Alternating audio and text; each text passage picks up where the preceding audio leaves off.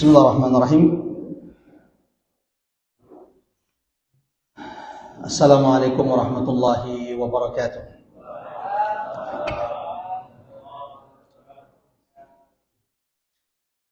Alhamdulillah. Alhamdulillahi adada khalqih wa ridha nafsih wa zinata arshihi wa midada kalimatih. Alhamdulillah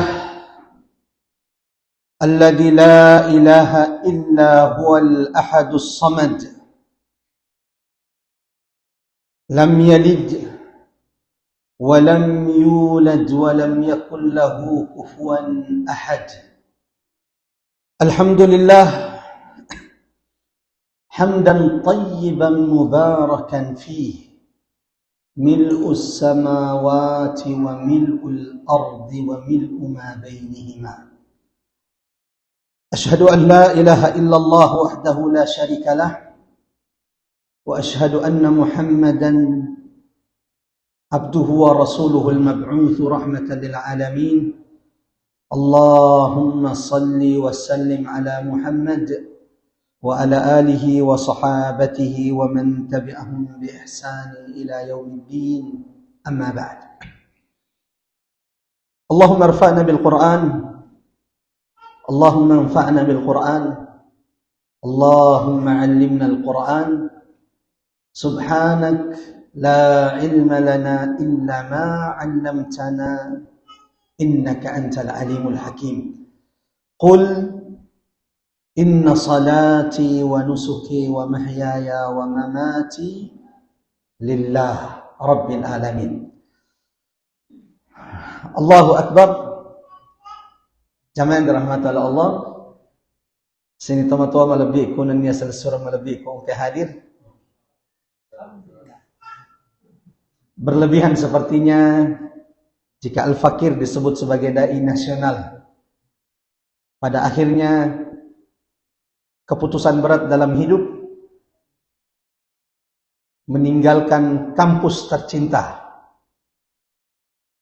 Sempat merasakan menjadi PNS Saudi selama 6 tahun. Mengajar di Lipia, Jakarta. Namun ada kerinduan, ada kecemasan, ada kekhawatiran ketika melihat kampung tempat kelahiran masih banyak hal-hal yang bertentangan dengan syariat-syariat Allah yang dilakukan oleh keluarga. Sehingga kemudian mengambil keputusan berat dalam hidup, meninggalkan Lipia, pulang kampung di Bone, tepatnya di Bone Selatan di Kahu, dan memilih menjadi dai kampung, dan cukuplah itu menjadi kebanggaan. Walau masih pulang pergi Jakarta, jadi 2 pekan di Jakarta, 2 pekan di Sulawesi. Pekan 1, pekan 2 di Jakarta, 3, 4, kadang sampai 5 di Bone. Allahu Akbar. Salah satu pengurus masjid ini sempat kita dipertemukan Allah di Bone. Lalu kemudian mengambil kontak, kita kemudian ada komunikasi. Dan sebenarnya ini bukan pertama kali kami diundang dan sebuah kehormatan datang ke tempat yang sangat bersahaja ini. Masjid itu bukan megahnya, bukan besarnya. Masjid itu apa pengaruhnya bagi orang-orang yang ada di sekelilingnya. Hari ini kita berada di tengah kaum muslimin yang berbangga-bangga dengan masjid yang besar. Berbangga-bangga dengan jumlah saldo yang ratusan dan puluhan juta. Padahal tidak ada pengajian di masjidnya, hanya cuma khutbah Jumat. Jamaah dirahmati Allah. Masjid Nabi sallallahu alaihi wasallam itu alasnya tanah. Alhamdulillah sudah keramik dan karpet, jauh dibanding masjid Nabi. Tapi masjid dari pelepah kurma yang beralaskan tanah, inilah yang merubah peradaban manusia. Ya, karena bukan masjidnya, tapi isinya yang penting. Ketika masjid tak hanya menjadi tempat ibadah, tapi masjid adalah tempat menyatukan sufuf, menyatukan barisan hati-hati kaum muslimin. Coba perhatikan dengan kesedihan masjid-masjid kita hari ini. Berapa banyak masjid malah akhirnya menjadi tempat kita berpecah.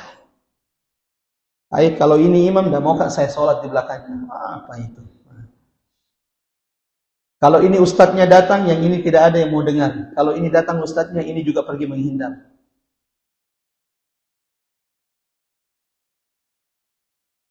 Sahabat itu saling mencari di masjid. Maka apakah Masjid Ar-Rahman ini kita juga sudah saling mencari di sini? Tapi berapa banyak masjid? Nabi SAW ketika berkumpul dengan sahabatnya, dia akan bertanya, Aina fulan? Kana yajlisuhuna. Mana si fulan? Biasanya duduk di sini. Maka sahabat sudah punya informasi. Ya Rasulullah, tidakkah engkau dengar bahwa fulan yang biasa duduk di sini bawa anaknya? Nah, ini salah satu dalil kata ulama boleh bawa anak. Tapi taiseng ya letak tiwi anak, jangan ganggu juga yang lain. Ya. Jadi kalau belum bisa diingatkan, jangan dulu, kecuali sudah kita bisa kontrol anak kita. Masjid, tempat sahabat saling mencari. Kenapa? Hati mereka sudah bersatu. Sayangnya kita kadang cuma soft kaki yang diperhatikan, tapi hati kita bercerai-berai. Dan padahal yang mana lebih penting bersatu? Kaki kita atau hati kita? Kalau ditanya dua-duanya penting. Tapi jauh lebih penting adalah bersatunya hati-hati kaum muslimin. Yang ketiga, masjid itu jamaah rahmat Allah bukan hanya tempat ibadah, tempat sahabat saling mencari satu sama lainnya, menyatukan barisan hati-hati mereka. Masjid itu di zaman Nabi tempat mendidik para sahabat. Punya peran dakwah dan pendidikan. Berapa banyak masjid yang punya kegiatan pengajian rutin mingguan? Tapi kalau tanya berapa banyak yang kemudian saldonya jutaan, banyak sekali. Nah, ini yang perlu dicerahkan, ya. Jamaah yang dirahmati Allah Subhanahu wa taala. Masjid juga punya peran ekonomi. Ketika Nabi SAW sampai di Madinah, yang mana yang pertama kali dibangun Nabi? Masjid dulu atau pasar dulu? Nah, ini perlu diingatkan lagi dengan sejarahnya nih. Yang mana yang pertama kali dibangun Nabi? Masjid dulu atau pasar? Masjid. Baru setelah itu pasar. Kenapa? Karena kalau kaum muslimin sudah terdidik, terbina, tertarbiyah di masjid, maka pasar itu akan menjadi tempat rahmat.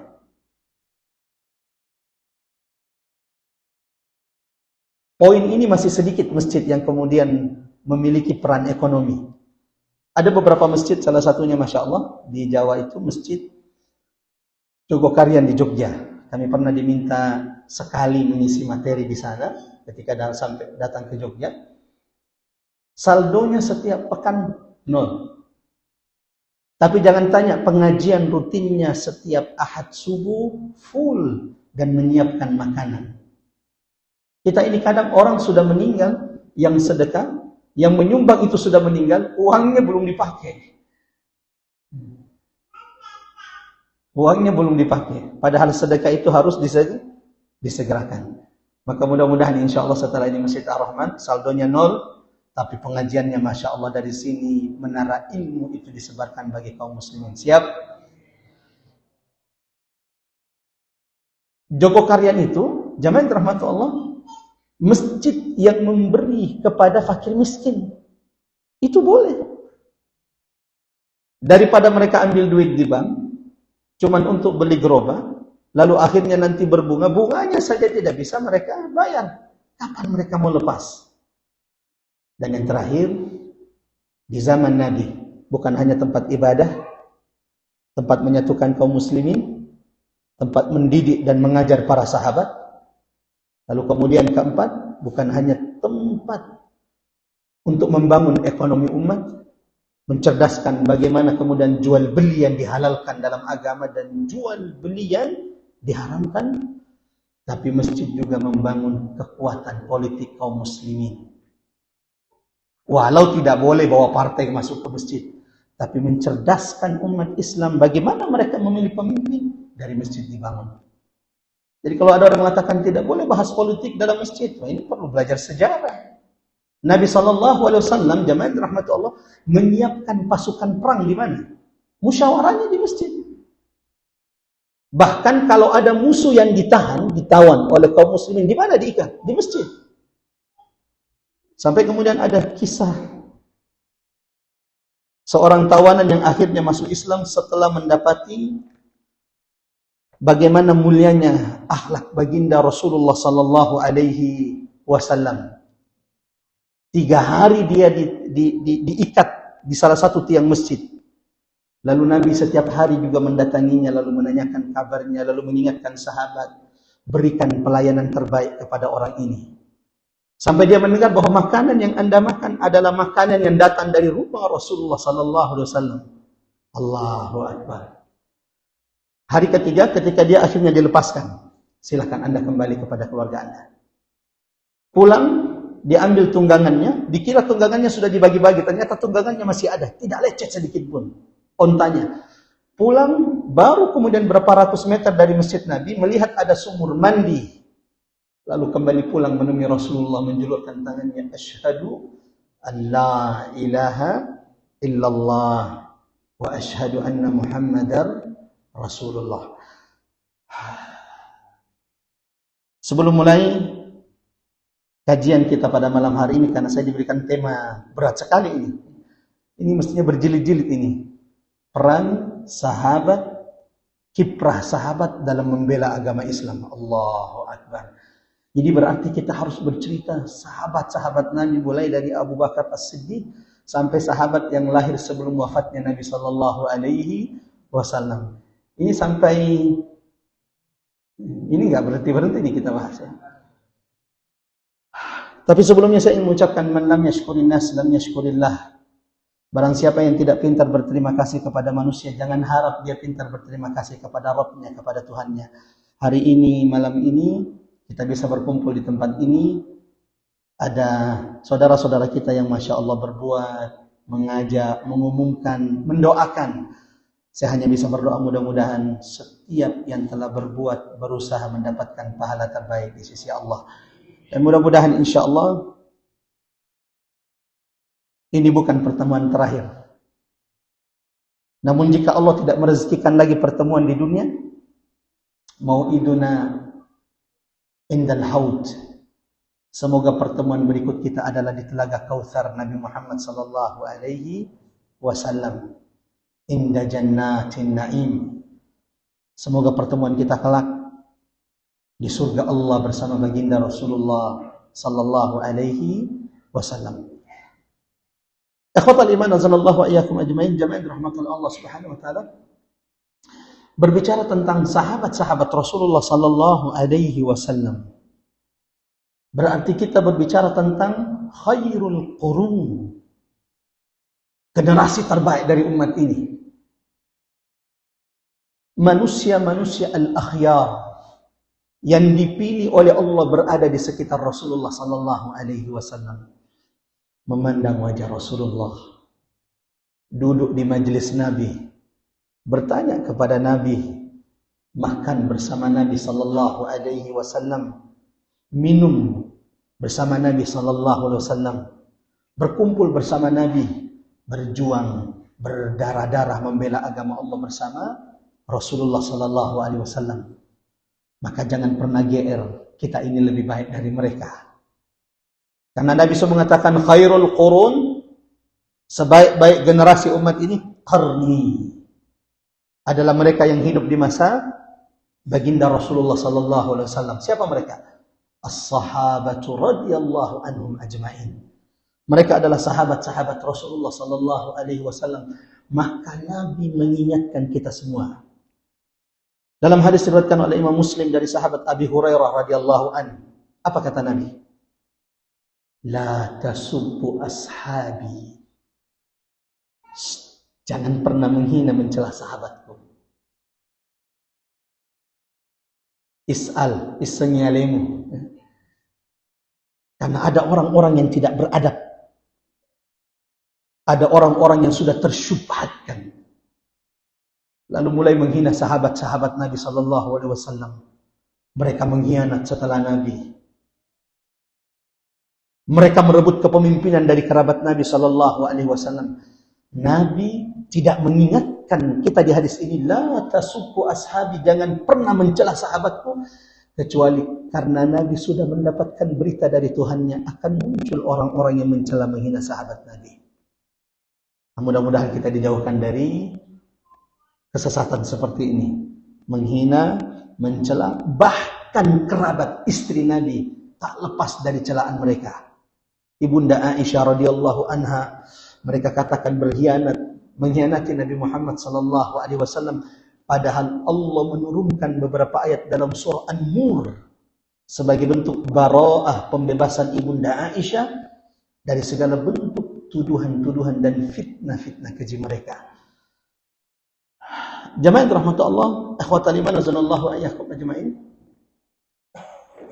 Waktu kita sangat terbatas.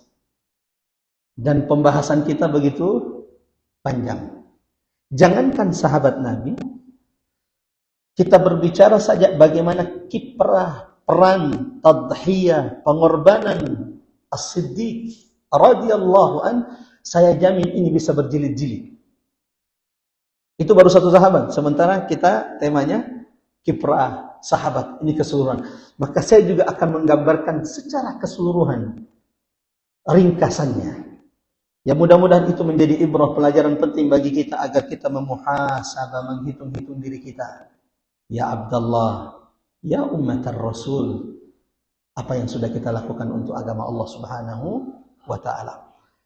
Ada satu ayat dalam Quran surah ke-33, yaitu surah Al-Ahzab. Ayat 23, di mana ayat ini cukup menggambarkan bagaimana besarnya pengorbanan sahabat. Dan siapapun yang ingin mendapatkan kemuliaan di sisi Allah, siru, ikuti jejak mereka. Sahabat yang Allah sudah sematkan bagi mereka, was-sabiqunal awwalun, dan orang-orang yang terdahulu masuk Islam. Minal muhajirin wal ansar, dari kalangan muhajirin dan kalangan ansar. Apa gelar kemuliaan yang Allah sematkan kepada mereka? Radhiyallahu anhum wa radu an. Allah, jadi tidak boleh orang bilang Umar Makkah radhiyallahu anhu. Kenapa? Jahir sekali ini Ustaz, tidak boleh. Kenapa? Siapa yang telah mentazkiyah, merekomendasikan, mengatakan itu buat Anda? Boleh kita doakan Umar Makkah hafizahullah. Itu boleh. Kalau sudah meninggal Umar Makkah, Allahu yarham. Tapi orang yang hidup di antara kita tidak boleh menggunakan radhiyallahu an, illa sahabah, kecuali sahabat-sahabat Nabi. Kenapa? Allah telah menyematkan kemuliaan ini bagi mereka sebagaimana Allah abadikan dalam Quran surah ke-9 At-Taubah ayat ke-100. Radhiyallahu anhum wa radu an. Allah telah ridha terhadap mereka sebagaimana mereka telah ridha kepada Allah Subhanahu wa taala. Kembali, ada satu ayat dalam Quran surah Al-Ahzab surah ke-33 ayat 23. Mohon diingat. Quran surah 33 Al-Ahzab ayat keberapa? Siapapun yang ingin mengetahui apa yang sudah dilakukan sahabat-sahabat Nabi, ayat ini setidaknya memberikan gambaran besarnya pengorbanan mereka.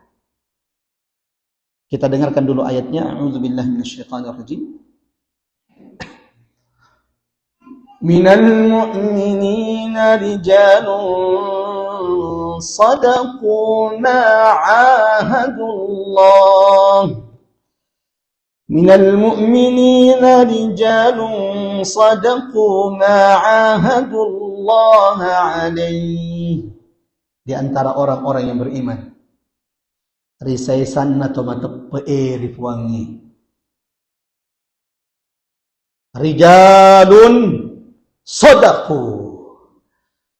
Ada orang-orang beriman yang senantiasa membenarkan janji mereka kepada Allah. Faminhum man qada nahbah. Di antara orang-orang beriman tersebut, di antaranya ada yang sudah gugur, syahid, sudah menghadap Tuhannya. Wa minhum man yantazir, dan di antara mereka ada yang menunggu giliran mereka. Wa ma baddalu tabdila, sekali-kali mereka tidak pernah merubah kesetiaan janji mereka kepada Allah Subhanahu wa taala. Allahu akbar. Ulama tafsir, coba dilihat buku-buku tafsir, menyebutkan bahwa nazalat al-ayah, ayat ini nazalat fi sahabatir Rasul. Ayat ini Allah turunkan menyanjung sahabat-sahabat Nabi sallallahu alaihi wasallam. Minal mu'minin, mereka orang-orang yang beriman kepada Allah. Kalau kita, sudah ada enggak kesaksian dari Allah bahwa kita beriman? Kita hanya bisa berhusnudzan. Mudah-mudahan kita beriman di hadapan Allah. Qulu amin, amin ya rabbal alamin. Karena juga Allah ingatkan dalam Quran surah Al-Baqarah, wa minan nas, di antara manusia, may yaqul, ada yang mengucapkan di lisan-lisan mereka, amanna billah, kami beriman kepada Allah. Namun ternyata wa ma hum bimu'minin, mereka bukan orang beriman di hadapan Allah Subhanahu wa taala. Mereka orang-orang yang beriman. Allah saksikan keimanan para sahabat. Kenapa Allah menyaksikan keimanan mereka? Kata Allah Subhanahu wa taala, sadaqu ma'ahadullah. Karena mereka adalah orang-orang yang senantiasa membenarkan janji mereka kepada Allah. Ada yang mengatakan, ada riwayat yang mengatakan bahwa sebab turunnya ayat ini, Al-Ahzab ayat berapa tadi? 23. Turun kepada sahabat-sahabat Nabi yang alfa, absen, tidak ikut perang Badar. Ada beberapa sahabat tidak ikut perang Badar karena di antara mereka ada yang sakit, di antara mereka ada yang udzur. Lalu mulailah yang tidak hadir di perang Badar ini berjanji di hadapan Tuhan mereka, kalau Allah berikan kami kesempatan di medan perang, di medan jihad, la yarayannallahu ma asna. Di antaranya yang berjanji adalah sahabat Nabi Anas ibn Nadhr radhiyallahu anhu. Kalau Allah kelak berikan kami kesempatan membela agama Allah seperti di Badar, la yarayannallahu ma asna, Allah akan melihat apa yang kami lakukan di medan jihad. Betul, 1 tahun setelah janji mereka, terjadi perang Uhud. Karena perang Badar itu tahun kedua Hijriah, perang Uhud tahun ketiga Hijriah. Setahun setelah mereka berjanji, kalau kita, seandainya kita yang berjanji, ai dilupain janji ribuangnya. Tidak dengan sahabat. Terjadi perang Uhud, semua yang pernah berjanji paling semangat. Ya Rasulullah, jangan hadapi orang-orang kafir Quraisy di dalam kota Madinah, nanti kita dikira pengecut.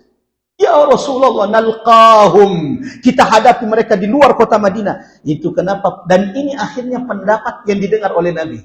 Walau Nabi secara pendapat pribadi lebih memilih perang Uhud itu terjadi di dalam kota Madinah, supaya perempuan juga punya peran.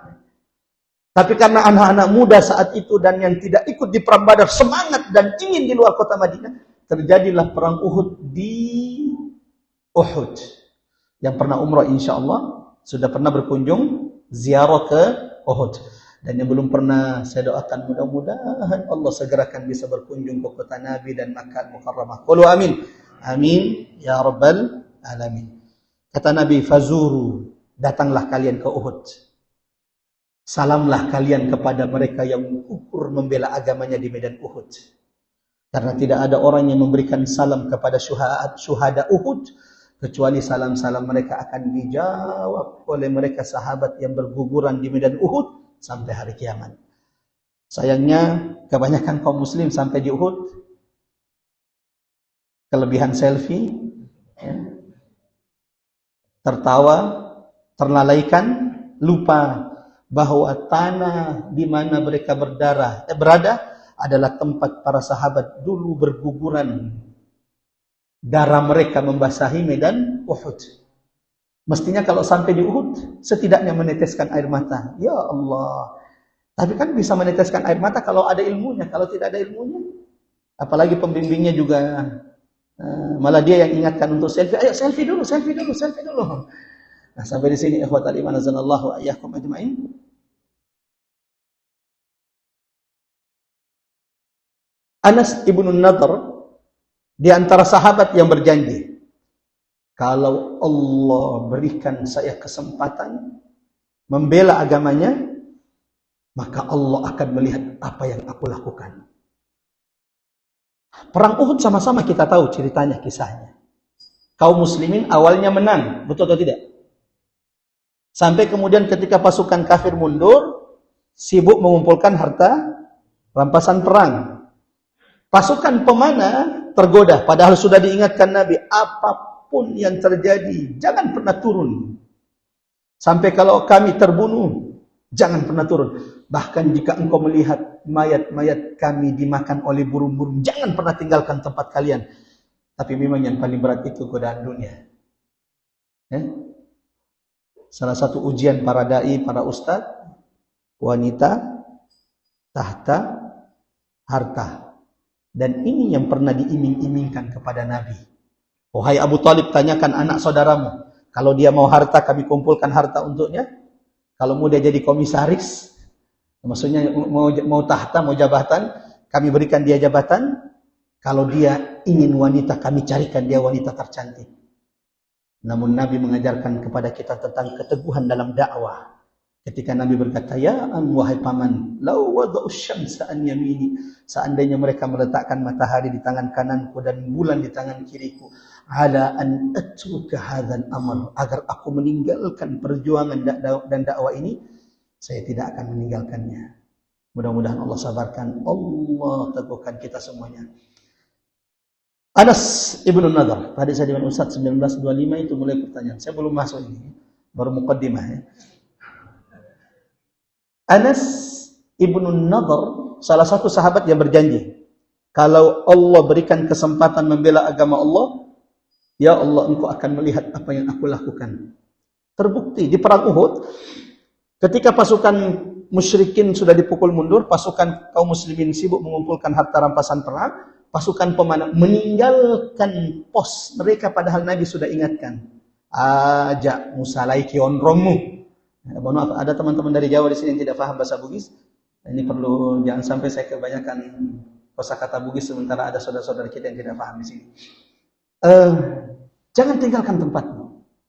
Dan ketika pasukan pemanah ini meninggalkan Jabal Rummah, gunung pemanah, maka pasukan kafir Quraisy segera menyerang secara mendadak. Giliran kaum muslimin dipukul mundur. Tak sedikit kemudian yang lari meninggalkan Nabi sallallahu alaihi wasallam.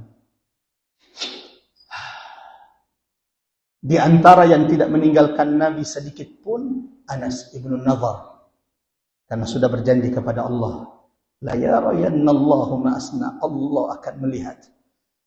Ketika dia melihat pasukan-pasukan sahabat-sahabatnya meninggalkan Nabi, dia kemudian mencelah mereka, lalu mengambil tombak-tombak mereka, lalu berkata kepada seorang sahabat Nabi, Sa'ad ibn Mu'adz, ya Sa'ad, inni la ajidu rihal jannah, jangan tinggalkan Nabi. Demi Allah, saat ini, hari ini aku sudah mencium baunya surga. Allahu Akbar. Dan akhirnya gugur syahid di medan Uhud. Nabi SAW setelah perang Uhud mengumpulkan sahabat-sahabatnya untuk melihat siapa yang gugur. Karena Nabi tahu bahwa di antara yang gugur ada paman tercinta Asadullah singa Allah Hamzah ibnu Abdul Muttalib yang jantungnya dikeluarkan oleh Hindun, dan itu sangat menyakitkan bagi Rasulullah sallallahu alaihi wasallam. Di antara sahabat yang tidak ditemukan adalah sahabat yang pernah berjanji, lalu Allah turunkan ayat ini karena memenuhi janjinya di Uhud. Siapa itu? Anas ibnu Nadhr. Dicari oleh Nabi, tidak ditemukan. Sampai kemudian ada jasad, ada salah satu jasad, tidak ada yang mengenalinya. Ini punya siapa? Ini jasadnya siapa? Karena bid'un wa samanun, lebih dari 480 tusukan sabetan pedang di tubuhnya. Sampai wajahnya tidak dikenali. Ini siapa? Tahukah antum siapa orang yang tidak dikenali wajahnya oleh sahabat-sahabat yang lain? Dialah yang pernah berjanji, Anas ibnu Nadhr, Allah akan melihat apa yang aku lakukan di medan perang untuk membela agamanya. La haula wala quwata illa billah. Bagaimana dia dikenali? Yang mengenalinya cuma saudarinya, kakak perempuannya. Dari mana dia kenali? Dikenalinya dari jarinya. Ini Anas ibnu Nadhr, saudaraku. Ini tandanya jarinya. Karena wajahnya sudah tidak berbentuk. Pertanyaannya, apa yang sudah kita lakukan untuk agama Allah? Mereka sudah memberikan bukan harta, tapi nyawa untuk agama Allah Subhanahu wa taala. Tahaddusan bin nikmat, mudah-mudahan Allah jauhkan dari riya. Sebelum datang ke kajian di Makassar, persisnya kemarin, Allah muliakan kami jatuh dari motor. Saya katakan Allah muliakan kami jatuh karena di jalan dakwah. Ketika berangkat ke daerah Bontocani, salah satu daerah pegunungan di Bone, naik motor, qaddarallah, mudah-mudahan Allah bersihkan dari khilaf, dari dosa, jatuh. Saya sempat khawatir tidak bisa ke Makassar ini, padahal sudah ada 2 janji. Tabligh akbar di Urip dengan sudah terlanjur janji malam ini di Masjid Nurul Rahman. Alhamdulillah, jemaah rahmat Allah, Allah masih berikan kesempatan kita bersilaturahim malam hari ini untuk memuhasabah, saling mengingatkan. Ini sahabat Nabi dengan perjuangannya, apa yang sudah kita lakukan untuk agama Allah Subhanahu wa taala. Jadi kalau ditanya, apa kiprah sahabat? Sahabat itu demi membela agama Allah, bukan 100.000, bukan 1 juta yang dikeluarkan, bukan rumah yang diwakafkan. Apa yang diberikan sahabat? Ruh, nyawa mereka di jalan Allah yang diberikan. Jangan tanya ada berapa banyak sahabat yang demi membela agama Allah, demi membela Rasulullah sallallahu alaihi wasallam, ruh termahal yang mereka miliki, mereka kemudian berikan untuk agama Allah, sehingga Allah abadikan perjuangan orang-orang beriman, sahabat-sahabat dalam Quran surah Al-Baqarah ayat 207. Wa minan nas, di antara manusia, man yashri nafsahu batigha'a mardatillah. Ada yang menjual nyawanya, dirinya demi mendapatkan ridha Allah Subhanahu wa taala. Ini kalau kita mau bicara tentang siapa saja sahabat-sahabat yang gugur demi menegakkan, membela agamanya, saya jamin ini juga berjilid-jilid. Tapi cukup satu contoh. Siapa itu? Anas ibnu Nadhr, yang tidak dikenali di perang Uhud kecuali melalui jarinya. Apalagi yang dilakukan selain mereka mengorbankan nyawanya untuk membela agamanya? Jamaah rahmatal Allah Subhanahu wa taala, ada sahabat Nabi. Saya ingin mengambil ibrah dari sahabat ini, pengorbanannya untuk agama Allah. Saya kadang berpikir, ya Allah, ini kalau kaum muslimin yang punya jabatan menggerakkan jabatannya untuk menolong agama Allah, wah dahsyat betul dakwah penyebaran Islam di Indonesia ini. Tapi berapa banyak orang yang kemudian tergerak menggunakan posisinya, jabatannya hari ini untuk menolong agama Allah. Ada satu sahabat Nabi, kita ada tidak? Ada ya? Masih ada parfum katanya ya. Ini parfum Ana Abyad, salah satu favoritnya teman-teman dari Palestina ya, dari Aqsa. Kita hadiahkan bagi yang bisa menjawab. Ada satu sahabat Nabi, umurnya dalam Islam cuma 6 tahun. Ada yang mualaf di sini? Oh, berarti Islam dari lahir semua ya? Berarti sudah berapa lama kita menjadi Muslim? Beda-beda. Saya sudah 41 tahun, di antara kita Masya Allah banyak saya lihat yang sudah beruban semua ini. Allahu Akbar. Kewajiban seorang Muslim adalah menghormati mereka yang sudah beruban. Ya. Jadi kalau ada anak-anak variare tidak hormat kepada yang sudah beruban, maka dia menyalahi syariat agamanya. Sebagaimana orang-orang yang beruban sudah diberikan Allah peringatan. Ya. Bahwa, tidak usah saya sebut. Intinya sudah dekat. Jadi perbaiki amal-amal saat ini. Umurnya dalam Islam cuma 6 tahun. Masuk Islam di umur kira-kira 31 tahun. Gugur syahid di umur 37 tahun. Berarti selama lamanya dia dalam Islam berapa? 6 tahun. Allahu Akbar, singkat sekali. Tapi lihat bagaimana Allah memuliakan sahabat ini. Cuman 6 tahun umurnya dalam Islam, tapi ketika dia wafat, ketika dia meninggal, hari wafatnya sahabat ini. Sebelum saya lanjut, ada yang sudah bisa menebak sahabat ini siapa? Nah, belum ya? Kalau begitu kita lanjut sedikit. Kalau ada yang sudah bisa menebak sahabat ini, angkat tangan langsung. Ya. Di hari wafatnya sahabat ini, turun malaikat Jibril kepada Nabi. Hanya untuk memberitakan kepada Nabi SAW, Ya Muhammad, Ya Rasulullah. Tahukah engkau bahwa hari ini sahabatmu fulan telah wafat.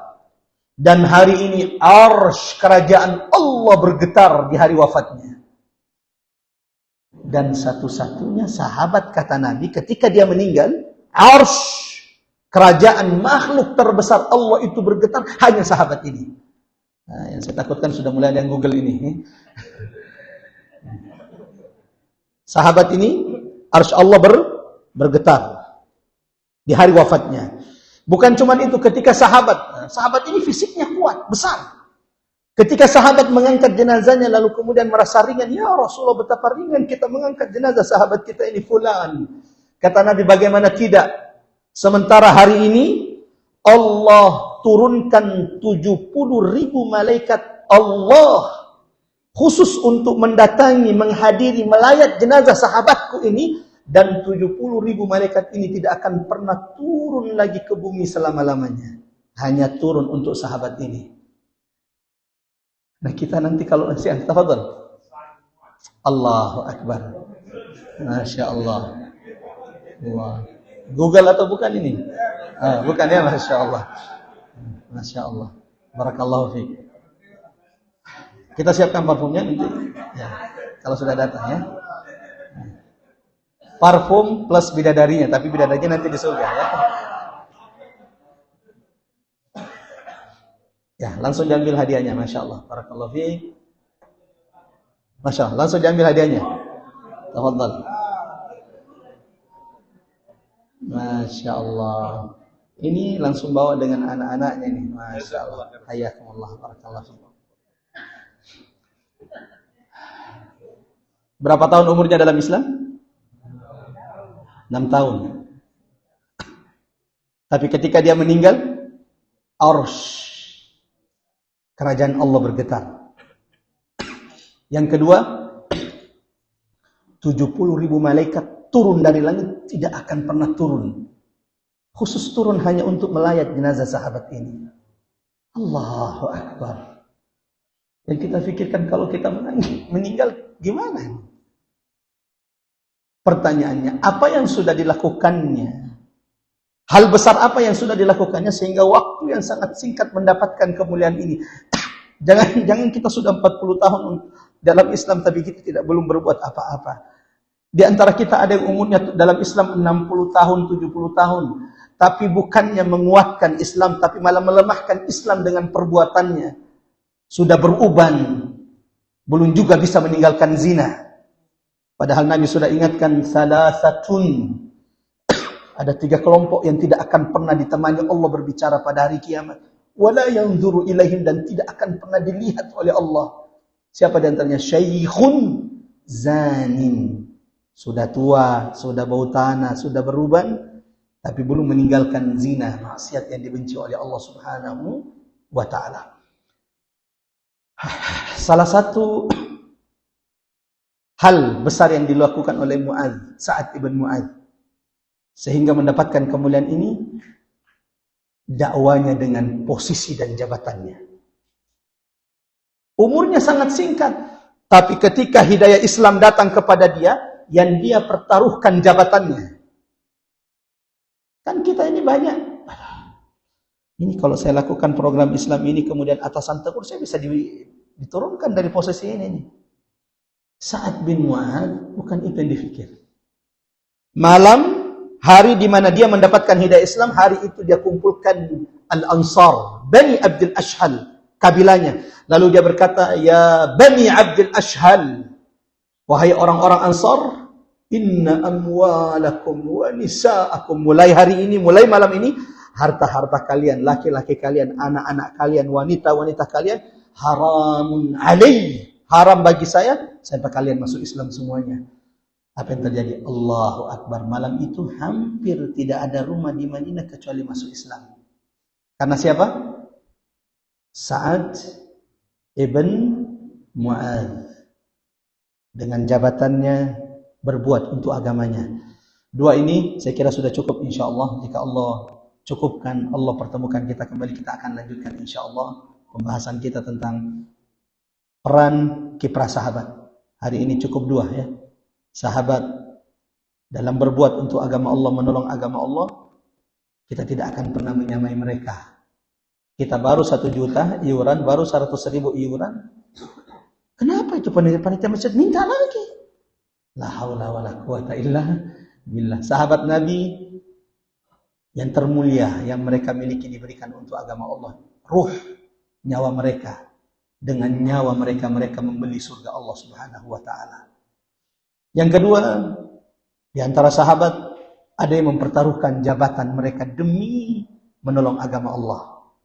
Dan karena itu mereka dimuliakan Allah. Di antaranya adalah Sa'ad ibn Mu'adz.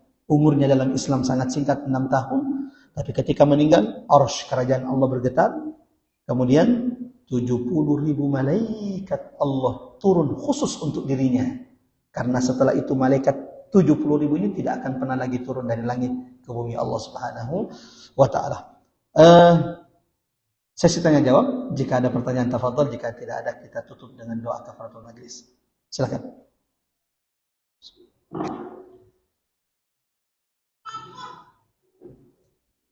Ya. Kita hitung sampai 5. Jika sudah tidak ada pertanyaan, insyaallah. Ya, silakan, Masya Allah. Waalaikumsalam warahmatullahi wabarakatuh.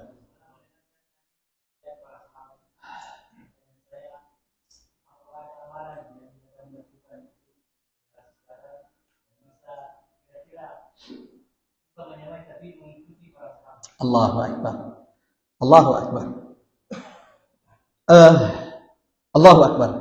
Tadi kan kita baru sebut 2 ya. Dan ini amalan yang bisa kita ikuti. Tapi yang pertama kayaknya berat sekali kita lakukan ya. Terlalu cepat kita mati kayaknya ini.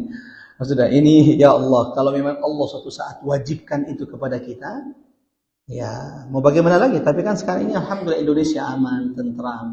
Berarti opsi lain yang kita lakukan. Setiap kita bisa menyuruh manusia ke agama Allah dengan kemampuan yang kita miliki. Sayang sekali memang banyak orang mengira bahwa dakwah itu mesti dengan ceramah.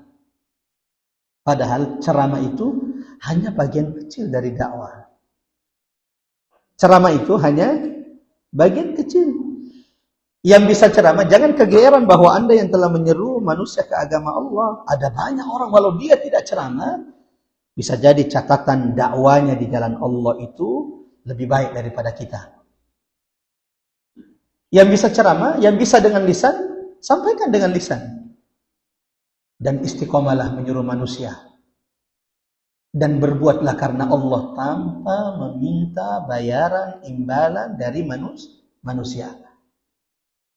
Tapi bisa kita ceramah Ustaz, berapa dulu anunya di situ?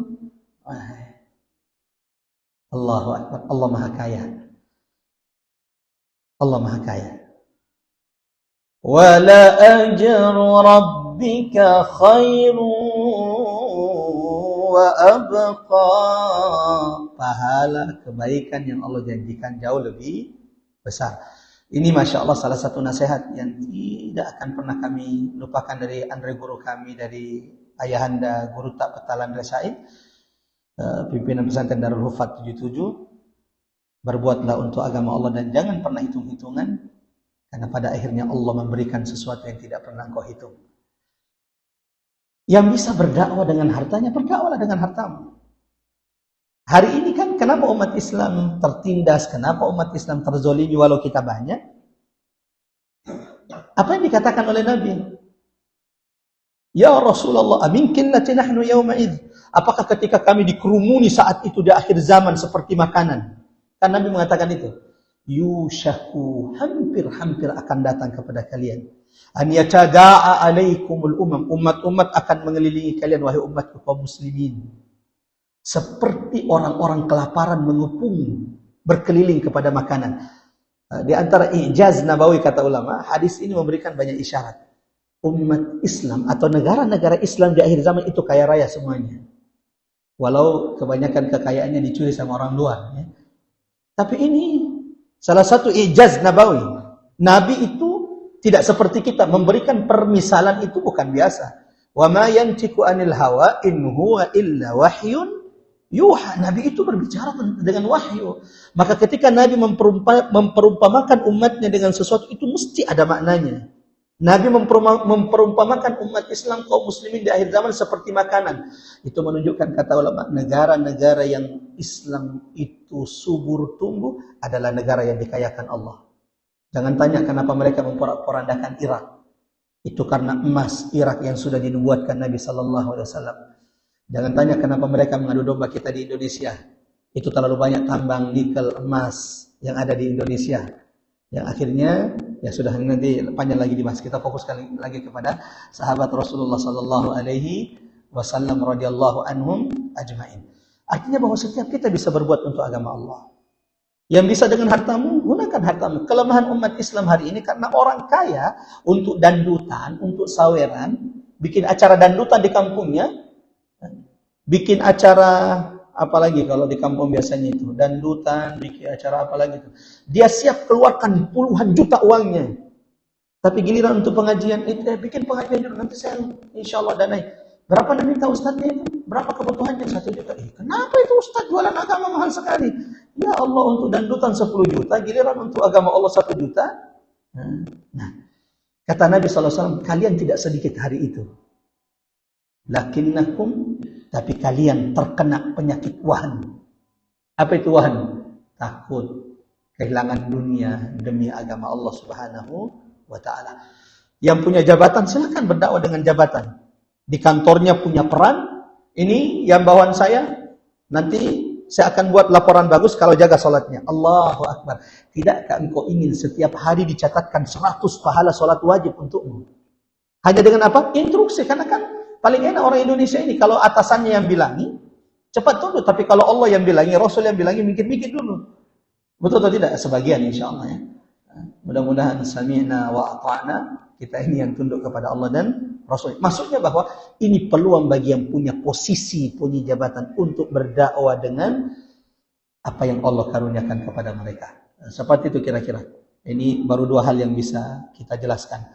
Bagaimana kemudian mengikuti jejak para sahabat dalam menolong agama Allah Subhanahu wa taala. Karena sudah azan, jamaah yang dirahmati Allah Subhanahu wa taala, kita berikan pertanyaan untuk mendapatkan hadiah parfum. Yang tahu jawabannya langsung angkat tangan.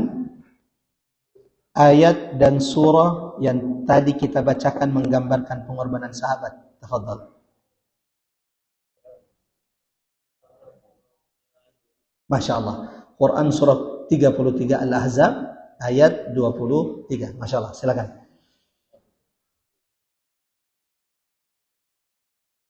Barakallahu fiik. Sampai ketemu insyaallah. Jamaah rahmat Allah, sebelum kita tutup dengan doa kafatul majlis, sahabat Nabi itu kalau bertemu mereka tidak berpisah dari majelis kecuali saling berwasiat dengan membaca surah Al-Asr. Mari sama-sama menjadikan ini wasiat di antara kita. Mudah-mudahan Allah senantiasa menyabarkan, menguatkan kita dalam Islam. Kita sama-sama baca surah Al-Asr. A'udzubillahi minasyaitonirrajim. Bismillahirrahmanirrahim. Wal 'asr innal insana lafi khusr illa alladhina amanu wa 'amilus shalihat wa tawasaw bil haqqi wa tawasaw bis sabr. Kita tutup dengan doa kafatul majlis. Subhanakallahumma bihamdik asyhadu an la ilaha illa anta nastaghfiruka wa natubu ilaik. Wassalamualaikum warahmatullahi wabarakatuh.